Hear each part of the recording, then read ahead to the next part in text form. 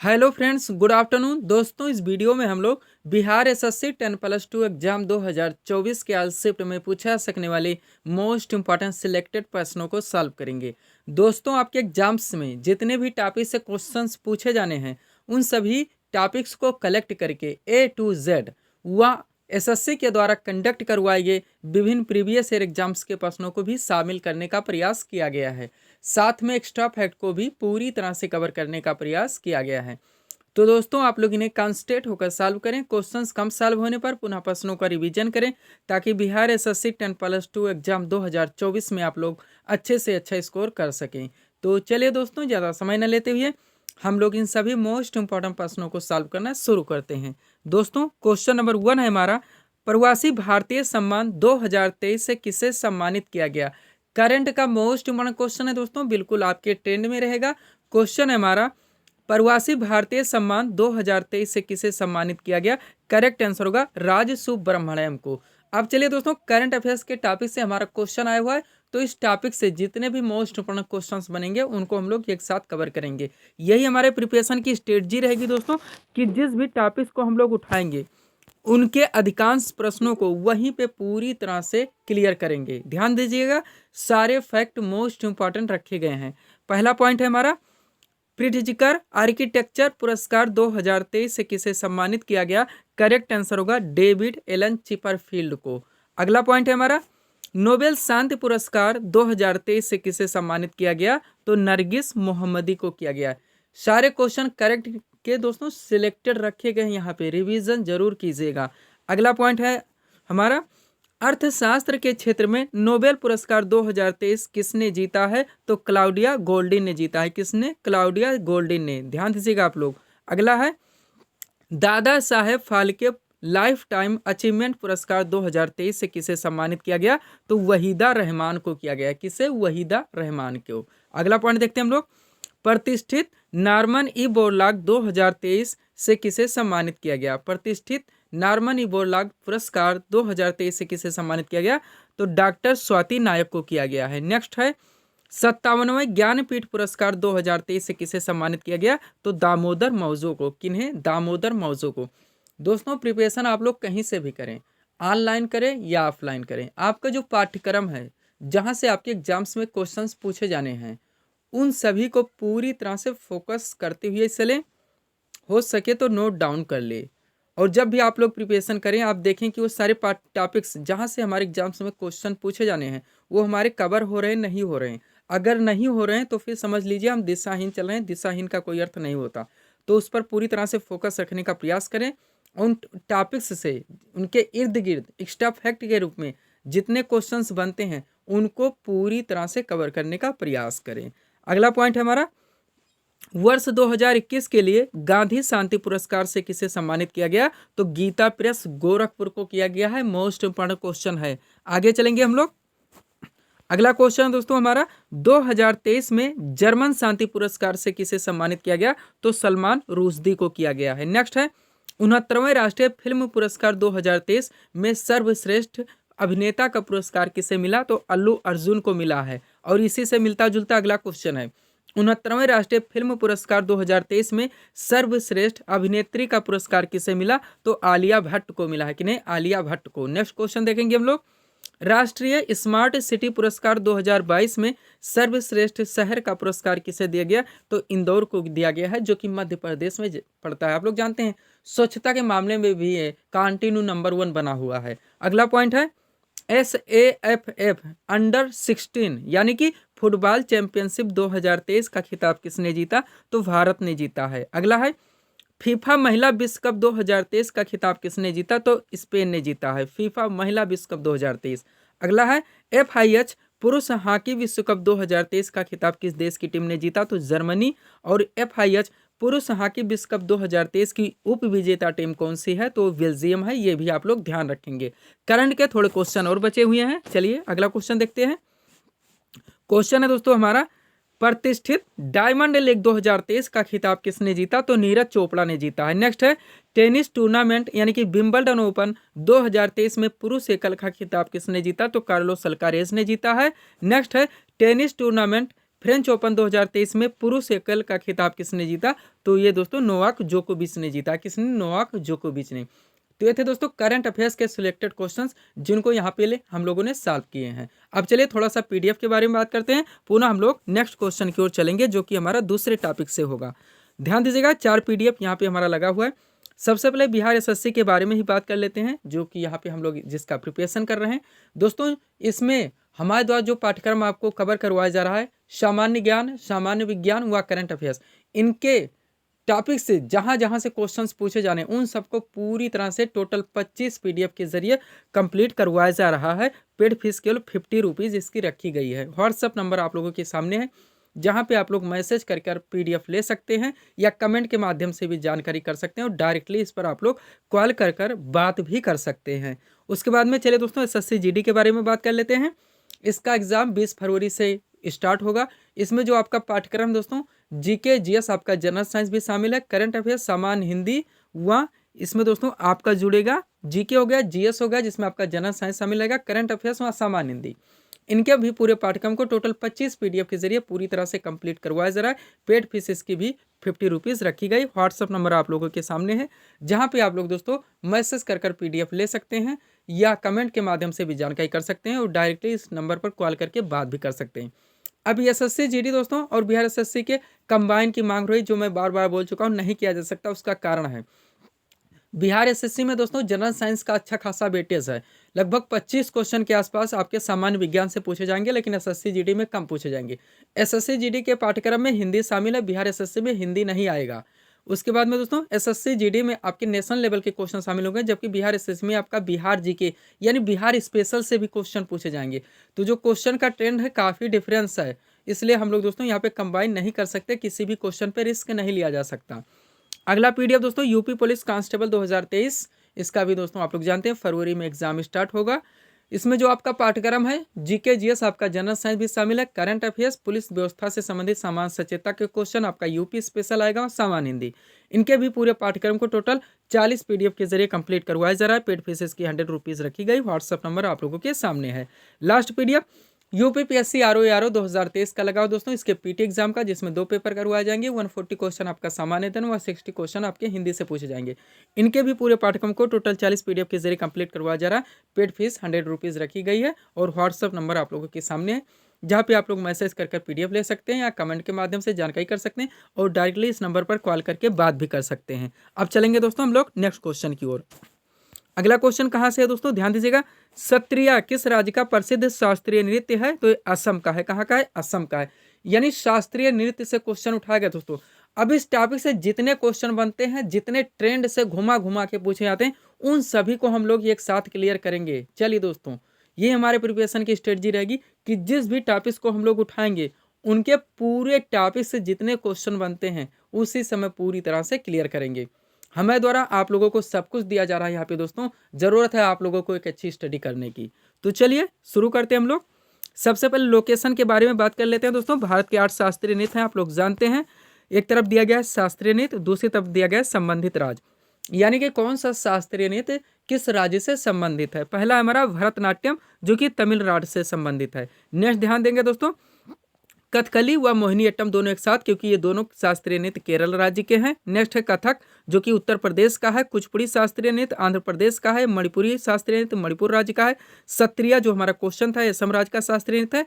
और एक है दोस्तों ओडिसी जो कि ओडिशा राज्य का शास्त्रीय नृत्य है। कहाँ का है? ओडिशा राज्य का शास्त्रीय नृत्य। ये थे दोस्तों लोकेशन से संबंधित क्वेश्चन। अब क्वेश्चन किस तरह से घुमा घुमा के पूछे जाते हैं उस पर हम लोग चलते हैं। हमारे लिए मोस्ट इंपॉर्टेंट ये सारे क्वेश्चन रहेंगे, ध्यान देंगे। पहला पॉइंट है दोस्तों भरतनाट्यम किस राज्य का शास्त्रीय नृत्य है? तो तमिलनाडु का है। ये डायरेक्टली क्वेश्चन था जो कि इस तरह से पूछा आता है। अगला क्वेश्चन ध्यान दीजिएगा, भारतीय शास्त्रीय नृत्य की सबसे प्राचीन शैली कौन है? तो भी भरतनाट्यम है। कौन है? भरतनाट्यम है। नेक्स्ट क्वेश्चन है मृणालिनी साराभाई का संबंध किस शास्त्रीय नृत्य से है? तो भरतनाट्यम से है। मीनाक्षी सुंदरम पिल्लई का संबंध किस शास्त्रीय नृत्य से है? तो भी भरतनाट्यम से है। और पद्मा सुब्रमण्यम का संबंध किस शास्त्रीय नृत्य से है? तो भी भरतनाट्यम से है। ध्यान रखेंगे आप लोग। ये थे भरतनाट्यम से क्वेश्चन। अब अगला देखेंगे हम लोग कहाँ से क्वेश्चन आया दोस्तों, कथकली और मोहिनीअट्टम जो कि केरल राज्य का शास्त्रीय नृत्य है। क्वेश्चन कैसे बनते हैं, कौन सा शास्त्रीय नृत्य केरल राज्य से संबंधित है? तो कथकली और मोहिनीअट्टम।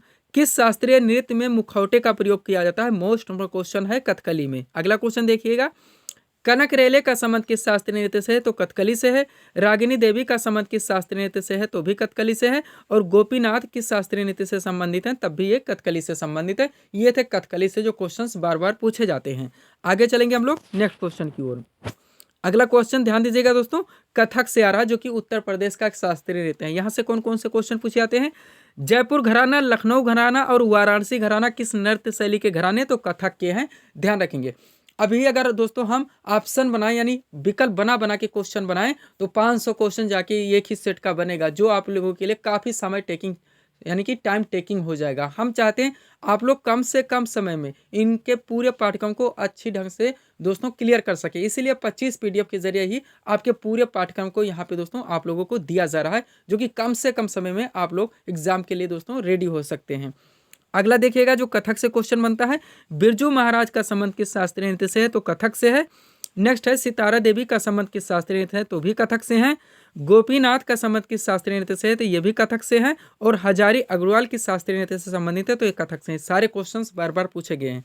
अब लास्ट बचा हुआ दोस्तों कुचिपुड़ी से जो क्वेश्चन पूछाता है, पहले ध्यान दीजिएगा, मोस्ट इंपॉर्टेंट पहला ही दोस्तों क्वेश्चन है, लक्ष्मी नारायण शास्त्री का नाम किस शास्त्रीय नृत्य से जुड़ा है? तो कुचिपुड़ी से। अगला है, यामिनी रेड्डी किस शास्त्रीय नृत्य से संबंधित है? तब भी कुचिपुड़ी से। और लास्ट है, राजा और राधा रेड्डी, ये अलग अलग करके भी पूछा था, राजा रेड्डी या राधा रेड्डी, एक साथ दे दिया गया है यहाँ पे। राजा और राधा रेड्डी किस शास्त्रीय नृत्य से संबंधित हैं? तो ये भी कुचिपुड़ी से संबंधित है, ध्यान रखेंगे आप लोग। ये तो दोस्तों शास्त्रीय नृत्य व लोक नृत्य के जो शास्त्रीय नृत्य के जो क्वेश्चन आपके एग्जाम में पूछाते हैं, हम लोगों ने इस टॉपिक को एक ही बार में पूरी तरह से कंप्लीट कर लिया है। सब्सक्राइब करें दोस्तों आप हमारे स्टडी चैनल शिव कृपा क्लासेज को इसी तरह के वीडियोस के लिए। अगले क्वेश्चन की ओर चलेंगे हम लोग। क्वेश्चन कहां से आ रहा है दोस्तों, ध्यान देंगे आप लोग, इंदिरा गांधी राष्ट्रीय कला केंद्र कहां पर स्थित है? मोस्ट इंपोर्टेंट बनते हैं दोस्तों, ध्यान दीजिएगा आप लोग। जो महत्वपूर्ण दोस्तों पर्यटन स्थल हैं आपके सिलेबस में मेंशन दोस्तों, संस्कृति पर्यटन स्थल से क्वेश्चन पूछे जाएंगे। तो इंदिरा गांधी राष्ट्रीय कला केंद्र कहां पर स्थित है? नई दिल्ली में। ये क्वेश्चन था दोस्तों जिनको हम लोगों ने सॉल्व किए हैं। अब इस टॉपिक के पूरे क्वेश्चन को क्लियर करते हैं। ध्यान देंगे, एक तरफ दिया गया है संस्कृति और पर्यटन स्थल और दूसरी तरफ स्थिति दिया गया है, यानी किस राज्य में स्थित है। सबसे पहले कौन सा है? ललित कला अकादमी, जो कि नई दिल्ली में स्थित है। नेक्स्ट है उस्ताद अलाउद्दीन खान अकादमी, जो कि भोपाल में स्थित है। नेक्स्ट संगीत नाटक अकादमी, जो कि नई दिल्ली में स्थित है। अगला है राष्ट्रीय नाट्य विद्यालय, जो कि नई दिल्ली में स्थित है। अब जैसे भी करें, ट्रिक लगाएं, रट्टा मारें, आपको ये क्वेश्चंस मिस नहीं कर सकते, क्योंकि ये सारे क्वेश्चंस सिलेक्टेड हैं, आपके एग्जाम्स में पूछे जा सकते हैं। अगला पॉइंट है इंदिरा गांधी राष्ट्रीय कला केंद्र नई दिल्ली, कहाँ पे? नई दिल्ली में स्थित है। आगे चलेंगे हम लोग। अगला पॉइंट है दोस्तों सांस्कृतिक संसाधन और प्रशिक्षण केंद्र, ये भी नई दिल्ली में स्थित है। नेक्स्ट है रामकृष्ण मिशन संस्कृति संस्थान, ये भी कोलकाता में स्थित है। नेक्स्ट है भारतीय राष्ट्रीय अभिलेखागार, जो कि नई दिल्ली में स्थित है। और लास्ट है दोस्तों भारतीय मानव विज्ञान सर्वेक्षण, जो कि कहाँ पे स्थित है? कोलकाता में। कहाँ पे? कोलकाता में। ये थे दोस्तों इस टॉपिक के क्वेश्चंस जिनको हम लोगों ने पूरी तरह से कवर कर लिया है। आगे चलिए नेक्स्ट क्वेश्चन की ओर। अगला क्वेश्चन कहाँ से आ रहा है दोस्तों? जनरल साइंस का। ध्यान दीजिएगा, आपके एग्जाम में अच्छा खासा वेटेज है, 25 क्वेश्चन के आसपास सामान्य विज्ञान से पूछे जाएंगे। क्वेश्चन क्या रखा गया है? चुंबकीय फ्लक्स का SI मात्रक क्या है? तो वेबर होता है। ये क्वेश्चन और आंसर थे। अब चलिए एक साथ सॉल्व करते हैं। एक तरफ राशि दी गई, दूसरी तरफ मात्रक SI पद्धति में दिया गया है। बल का SI मात्रक क्या होता है? न्यूटन होता है। आवृत्ति का SI मात्रक क्या होता है? हर्ट्ज होता है। दाब का SI मात्रक क्या होता है? पास्कल होता है। शक्ति का SI मात्रक क्या होता है? वाट होता है। विद्युत आवेश का SI मात्रक क्या होता है? कूलाम्ब होता है। क्या होता है? कूलाम्ब होता है। अगला पॉइंट देखेंगे हम लोग, कहाँ से आ रहा है? विभवांतर, इसका SI मात्रक क्या है? वोल्ट होता है। नेक्स्ट है तरंग दैर्ध्य का SI मात्रक क्या होता है? एंगस्ट्रॉम होता है। नेक्स्ट है प्रेरकत्व, इसका SI मात्रक क्या होता है? हेनरी होता है। विद्युत धारा का SI मात्रक एम्पियर होता है। और विद्युत प्रतिरोध का SI मात्रक क्या होता है? ओम होता है। इतना आप लोग ध्यान रखेंगे दोस्तों, तो यहाँ से आप लोगों की क्वेश्चन मिस नहीं होंगे। आगे चलते हम लोग, और रिवीजन जरूर कीजिएगा दोस्तों, या फिर आप लोग अगर PDF लेते हैं तो मैं कहना चाहूँगा कि अगर आप उनका प्रिंट आउट निकलवाते हैं तो आप लोग अंडरलाइन लगा के उनका स्टडी कीजिएगा, एक बार रिवीजन कर लीजिएगा, तो कम से कम समय में आप लोगों की प्रिपरेशन अच्छी ढंग से क्लियर हो जाएगी, यानी कंप्लीट हो जाएगी, आप एग्जाम के लिए रेडी हो जाएंगे। अगला क्वेश्चन क्या है? भारतीय संविधान सभा द्वारा राष्ट्रगान को कब अपनाया गया? मोस्ट इम्पोर्टेंट क्वेश्चन है। करेक्ट आंसर होगा 24 जनवरी 1950 को। जहां पे डेट डाला गया है आप लोग मिस नहीं करेंगे, डेट को ध्यान रखेंगे। इसका अर्थ ये हुआ कि डेट से भी क्वेश्चन पूछे गए, इसलिए यहाँ पे डाल दिया गया है। अब चलिए एक्स्ट्रा फैक्ट में, जहां से कई क्वेश्चन एक साथ क्लियर होंगे। भारत में राष्ट्रगान को संविधान सभा द्वारा 24 जनवरी 1950 को ग्रहण किया गया। भारत का राष्ट्रगान जनगण मन है। इसके रचयिता रविन्द्रनाथ टैगोर हैं। जनगण मन सर्वप्रथम 27 दिसंबर 1911 को भारतीय राष्ट्रीय कांग्रेस के कलकत्ता अधिवेशन में गाया गया था। इसे गाने में 52 सेकंड लगते हैं। ये सारे क्वेश्चन है जो यहाँ से बनते हैं, हम लोगों ने क्लियर किया है। अगला क्वेश्चन देखेंगे कहाँ से दोस्तों। भारत के संविधान के किस, क्वेश्चन पे ध्यान दीजिएगा, भारत के संविधान के किस अनुच्छेद के अंतर्गत हिंदी को राजकीय भाषा घोषित किया गया? ये क्वेश्चन रखा गया, मोस्ट इंपॉर्टेंट है। करेक्ट आंसर होगा दोस्तों अनुच्छेद 343 के तहत। अब चलिए एक्स्ट्रा फैक्ट में, भारतीय संविधान के भाग 17 और अनुच्छेद 343 में संघ की भाषा का उल्लेख किया गया है। अनुच्छेद 343(1) के अनुसार संघ की राजभाषा हिंदी और लिपि देवनागरी होगी। ये भी आप लोग ध्यान रखेंगे। तो भाग क्लियर हो गया है, आर्टिकल क्लियर हो गया है, और इसकी दोस्तों जो लिपि होती है वो भी यहाँ पे आप लोगों का क्लियर हो गया, यानी क्वेश्चन भी पूरी तरह से कंप्लीट हो गया है। अगला क्वेश्चन देखेंगे हम लोग कहाँ से दोस्तों। केंद्रीय सतर्कता आयुक्त, मोस्ट इंपॉर्टेंट क्वेश्चन है, अपने पद पर कब तक बना रह सकता है? तो करेक्ट आंसर होगा 4 वर्ष या 65 वर्ष की आयु तक, जो भी पहले पूरी हो। ध्यान देंगे क्वेश्चन डाल दिया गया है, हम लोग बहुत ज़्यादा कंफ्यूज होते हैं, सभी पे हम लोग ऐसे क्वेश्चन पूछ जाते हैं तो 5 वर्ष कर देते हैं, लेकिन ये 4 वर्ष या 65 वर्ष की आयु तक बने रहते हैं। अब चलिए एक्स्ट्रा फैक्ट में, केंद्रीय सतर्कता आयुक्त अपने पद ग्रहण करने की तिथि से 14 वर्ष या 65 वर्ष की आयु, यानी जो भी पहले पूरा हो, पहले 65 वर्ष पूरा हो गया तो भी रिटायर हो जाएंगे, नहीं हुआ तो 4 वर्ष तक बने रहेंगे, तक बना रह सकता है। इसकी नियुक्ति राष्ट्रपति द्वारा 3 सदस्यीय समिति की सिफारिश पर होती है। इस समिति में प्रधानमंत्री होते हैं, लोकसभा में विपक्ष के नेता व गृह मंत्री शामिल होते हैं। कौन? गृह मंत्री शामिल होते हैं। अब नोट देखिएगा, वर्तमान में भारत के केंद्रीय सतर्कता आयुक्त कौन है? तो प्रवीण कुमार श्रीवास्तव हैं। ये भी आप लोग ध्यान रखेंगे। अगला क्वेश्चन देखते हैं हम लोग। क्वेश्चन क्या है दोस्तों, भारत सरकार का मुख्य विधि अधिकारी कौन होता है? मोस्ट इंपोर्टेंट क्वेश्चन है। करेक्ट आंसर होगा भारत का महान्यायवादी। अब चलिए एक्स्ट्रा फैक्ट में बहुत सारे क्वेश्चन क्लियर होंगे। संविधान के अनुच्छेद 76, सबसे पहले ध्यान रखेंगे, भारत का जो महान्यायाधीश इसका वर्णन संविधान के अनुच्छेद 76 में। यह क्वेश्चन एसएससी के द्वारा आप जितने एग्जाम्स हुए हैं आप लोग मिला सकते हैं, बार बार पूछे गए और रिपीट भी हुए। कभी कॉन्सेप्ट पूछा गया भारत का प्रथम विधि अधिकारी कौन होता है, और कभी आर्टिकल पूछ लिया गया। 2 ही जगह से बार बार पूछे गए हैं जितने भी एग्जाम्स हुए हैं। संविधान के अनुच्छेद 76 के अनुसार भारत सरकार को कानूनी मामलों में परामर्श देने के लिए राष्ट्रपति महान्यायवादी की नियुक्ति करता है। यह भारत सरकार का प्रथम विधि अधिकारी होता है। इन्हें अपने कर्तव्यों के पालन में भारत के राज्य क्षेत्र में सभी न्यायालयों में सुनवाई का अधिकार होता है। अब नोट देखिएगा, वर्तमान में भारत के महान्यायवादी कौन है? तो आर वेंकट रमणी हैं। ये भी आप लोग करंट में क्लियर रखेंगे। सब्सक्राइब करें दोस्तों आप हमारे स्टडी चैनल शिवकृपा क्लासेज को इसी तरह के वीडियोज़ के लिए। अगला क्वेश्चन देखेंगे हम लोग। क्वेश्चन कहाँ से दोस्तों, बिहार स्पेशल आ चुका है। इसके भी मोस्ट इम्पोर्टेंट क्वेश्चंस को हम लोग यहाँ पे कवर करेंगे, और इनके जितने क्वेश्चन बनते हैं हम लोग धीरे धीरे पूरी तरह से दोस्तों प्रिपेयर होते जा रहे हैं, और पीडीएफ में भी पूरी तरह से इनको सम्मिलित कर लिया गया है, और क्वेश्चन का हम लोग बार बार रिविजन भी कर रहे हैं। क्वेश्चन क्या रखा गया है, बिहार राज्य खादी ग्रामोद्योग की स्थापना कब हुई? करेक्ट आंसर होगा 1956 में। कब हुई थी? 1956 में हुई थी। अब चलिए एक्स्ट्रा फैक्ट में, बिहार की प्रमुख चित्रकला कौन सी है? तो मधुबनी शैली है। क्या है? मधुबनी शैली है। मोस्ट इम्पोर्टेंट क्वेश्चन है। अगला है, बिहार की पहली मैथिली फिल्म कौन सी है? तो वो कन्यादान है। कौन सी है? कन्यादान है। नेक्स्ट पॉइंट है, प्रभावती देवी किस क्षेत्र की स्वतंत्रता संग्राम सेनानी थी? तो चंपारण की थी। कहाँ की? चंपारण की। नेक्स्ट पॉइंट है, बिहार की सर्वोच्च चोटी कौन सी है? तो सोमेश्वर किला है। कौन सा? सोमेश्वर किला है। अगला है, बिहार के पूरब से पश्चिम की चौड़ाई कितनी है? तो 483 किलोमीटर। और बिहार की उत्तर से दक्षिण की लंबाई कितनी है? तो 345 किलोमीटर। दोनों फैक्ट ध्यान रखेंगे। नेक्स्ट है, बिहार राज्य का जनसंख्या घनत्व कितना है? मोस्ट इंपॉर्टेंट ध्यान रखेंगे, क्योंकि भारत में सबसे ज़्यादा जनसंख्या घनत्व कहाँ का है? बिहार का है। कितना है? 1106 व्यक्ति प्रति वर्ग किलोमीटर। आप लोग ध्यान रखेंगे, क्वेश्चन पूछा सकता है। भारत में सबसे ज़्यादा जनसंख्या घनत्व यहीं का है 2011 की जनगणना के अनुसार, और कितना है? 1106 व्यक्ति प्रति वर्ग किलोमीटर। क्वेश्चन कैसे भी घुमा के पूछे आ सकते हैं। आगे चलेंगे हम लोग नेक्स्ट क्वेश्चन की ओर। अगला क्वेश्चन क्या है यहाँ से दोस्तों, यानी बिहार स्पेशल से, संजय गांधी मिनी स्टेडियम राज्य के किस जिले में अवस्थित है? तो पटना में। अगला है, बरौनी तेल शोधक कारखाने की स्थापना कब हुई थी? तो 1964 में हुई थी। हाईलाइटेड क्वेश्चन है। बिहार का सबसे बड़ा जिला कौन सा है? पश्चिमी चंपारण है। पाटलिपुत्र, ये भी ध्यान रखेंगे कि स्थापना किसने की थी? उदयन ने की थी। मोस्ट में क्वेश्चन बन रहा है बिहार जीके से। अगला है, नालंदा विश्वविद्यालय की स्थापना किसने की थी? तो कुमारगुप्त प्रथम ने की थी। और बिहार राज्य के किस जिले में डोलोमाइट खनिज पाया जाता है? तो भोजपुर में पाया जाता है। कहाँ पे पाया जाता है? भोजपुर में पाया जाता है। ये भी आप लोग ध्यान रखेंगे। अगले क्वेश्चन की ओर चलेंगे। क्वेश्चन कहाँ से दोस्तों? जनरल साइंस के विटामिन से लिया गया, ध्यान रखेंगे। मोस्ट इम्पोर्टेंट क्वेश्चन है। विटामिन डी का रासायनिक नाम क्या है? करेक्ट आंसर होगा कैल्सीफेराल। क्या है?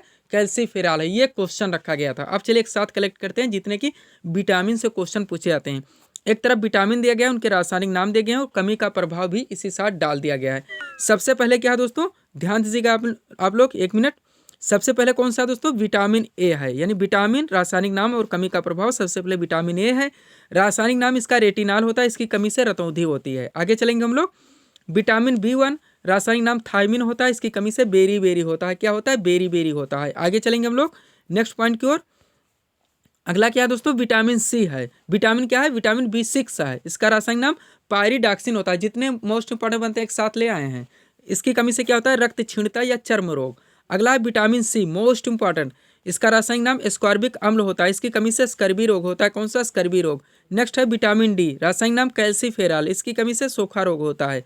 अगला है विटामिन ई, रासायनिक नाम क्या होता है? टोकोफेराल होता है। इसकी कमी से जनन क्षमता की कमी। और लास्ट है विटामिन के, मोस्ट इंपॉर्टेंट। इसका दोस्तों क्या होता है? रासायनिक नाम फिलोक्विनोन होता है। ध्यान रखेंगे। किलोक्विनोन क्या है? यहाँ पे मिसप्रिंट हो गया। फिलोक्विनोन होता है। इसकी कमी से रक्त का थक्का नहीं जमता है। क्या होता है? रक्त का थक्का नहीं जमता है। ध्यान रखेंगे। ये विटामिन से क्वेश्चन थे। आगे चलेंगे हम लोग नेक्स्ट क्वेश्चन की ओर। अगला क्वेश्चन कहाँ से आ रहा है दोस्तों? ध्यान देंगे आप लोग। क्वेश्चन है जैन धर्म के 24वें एवं अंतिम तीर्थंकर कौन थे? जैन धर्म के 24वें एवं अंतिम तीर्थंकर कौन थे? करेक्ट आंसर होगा महावीर स्वामी। ये क्वेश्चन रखा गया है। अब ध्यान देखिए, यहाँ ऐसे क्वेश्चन शामिल किए गए हैं जिनको आप अच्छी तरह से प्रिपरेशन कर चुके हैं। तो आप लोग प्रैक्टिस सेट मानकर ध्यान दे सकते हैं कि कितने क्वेश्चन हमारे सही हुए। क्वेश्चन इजी ज़्यादा, मॉडरेट थोड़े कम रखे गए। बाद में अगले वीडियो में मॉडरेट लेवल के क्वेश्चन ज़्यादा डाले जाएंगे। ये ध्यान रखें, प्रैक्टिस में सॉल्व करेंगे। और नहीं किए हैं तो ये ध्यान रखेंगे, इसमें आपका जियोग्राफी, पॉलिटी, हिस्ट्री, विविध के पूरे चैप्टर, इकॉनमी, सब कुछ सम्मिलित करके जो वनडे एग्जाम से बार बार पूछे जाते हैं, हाईलाइटेड क्वेश्चन हैं, उनको शामिल किया गया है। पहला क्वेश्चन क्या है? जैन धर्म के प्रथम तीर्थंकर कौन थे? करेक्ट आंसर होगा ऋषभदेव। नेक्स्ट है जैन धर्म के 23वें तीर्थंकर कौन थे? तो पार्श्वनाथ थे। अगला है महावीर स्वामी ने अपने उपदेश किस भाषा में दिए? तो प्राकृत भाषा। नेक्स्ट है नागार्जुन कौन थे? तो ये एक बौद्ध दार्शनिक थे। अगला है विजयनगर साम्राज्य किस नदी के तट पर स्थित था? तो तुंगभद्रा नदी के तट पर। किस नदी पर? तुंगभद्रा नदी के तट पर। आगे चलेंगे हम लोग नेक्स्ट क्वेश्चन की ओर। अगला क्या है दोस्तों? लौह और रक्त की नीति किसने अपनाई? करेक्ट आंसर होगा बलबन ने। नेक्स्ट है खालसा पंथ की स्थापना किसने की थी? करेक्ट आंसर होगा गुरु गोविंद सिंह ने। नेक्स्ट है एन एरिया ऑफ डार्कनेस के लेखक कौन है? तो BS नायपाल हैं। नेक्स्ट केंद्रीय उपोष्ण उद्यान संस्थान कहाँ स्थित है? तो लखनऊ में स्थित है। नेक्स्ट भारतीय दलहन अनुसंधान संस्थान कहाँ स्थित है? तो कानपुर में स्थित है। अगला बिहार के किस राज्य में फुलहर झील स्थित है? तो यहाँ पे ध्यान देंगे, भारत के किस राज्य में फुलहर झील स्थित है? तो उत्तर प्रदेश में पीलीभीत जिले में। ये क्वेश्चन डायरेक्टली भी पूछा जा सकता है। नेक्स्ट 1 डिग्री अक्षांश यानी लैटिट्यूड कितने किलोमीटर को दर्शाता है? तो 111 किलोमीटर को। अगला है अंतरराष्ट्रीय परमाणु ऊर्जा एजेंसी कहाँ पर अवस्थित है? तो वियना ऑस्ट्रिया में स्थित है। नेक्स्ट सर्वप्रथम पारिस्थितिक तंत्र शब्द का प्रयोग किसने किया? तो AG टांसले ने किया था। किसने? AG टांसले ने। अगला क्वेश्चन देखेंगे हम लोग, क्या है दोस्तों? आर्द्रता किसमें मापी जाती है? क्वेश्चन दिया गया है। करेक्ट आंसर होगा हाइग्रोमीटर में। नेक्स्ट है पीतल किसका मिश्रण है? मोस्ट क्वेश्चन तांबा तथा जस्ता का मिश्रण है, यानी जस्ता प्लस तांबा।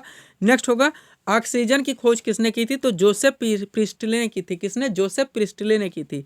नेक्स्ट धावन सोडा का रासायनिक नाम क्या है? तो सोडियम कार्बोनेट होता है। प्रकाश संश्लेषण की क्रिया में प्रकाश, ध्यान दीजिएगा, प्रकाश संश्लेषण की क्रिया में प्रकाश ऊर्जा बदलती है। तो किसमें? रासायनिक ऊर्जा में। किसमें? रासायनिक ऊर्जा में। अगला है पीलिया रोग में शरीर का कौन सा अंग प्रभावित होता है? तो यकृत होता है। क्या होता है? यकृत होता है। तो ये था दोस्तों इस सीरीज के टॉप MCQs के प्रश्न जिनको यहाँ पे हम लोगों ने सॉल्व किए हैं। उम्मीद है दोस्तों आप सभी लोगों ने सॉल्व किए होंगे और देखे होंगे कि यहाँ से आपके कितने प्रश्न सही हो रहे हैं।